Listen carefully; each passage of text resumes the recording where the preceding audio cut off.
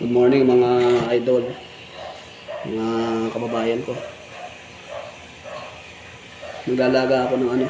Ito yung tinatawag na sampasampalukan. Ito. Nakuha ko lang dyan sa daanan namin. Yan sa labasan, kalsada. Pero malinis naman to dahil sa mga hindi dinadaanan ng tao. Ito ay tumutubo lang kahit saan.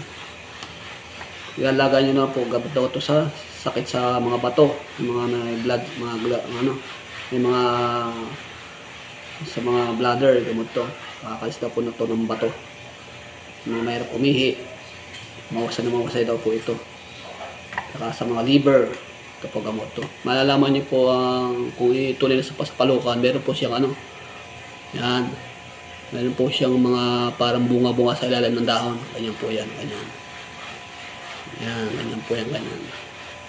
Lalaga ko lang po ito. Tatanggalin mo yung ugat. Ugat lang tatanggalin. Yan. Kasi lalaga, inumin, gagawin yung tubig. Pinakatubig nyo. Or pwede rin sa umaga, tanghali, hapon. Yan, ganun po.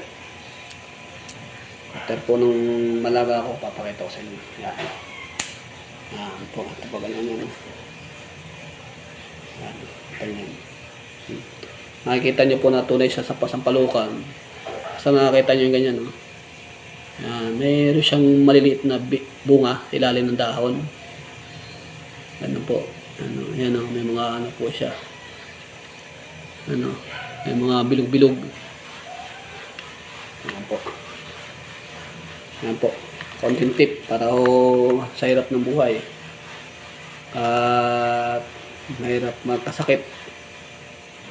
Habang maga, iwasan na natin. Uminom na po tayo ng ganito. Sampasampalukan. Libre na.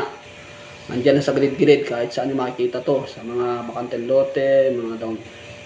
Kahit dyan, sa mga tumutubo po to kahit saan. Anak po. God bless.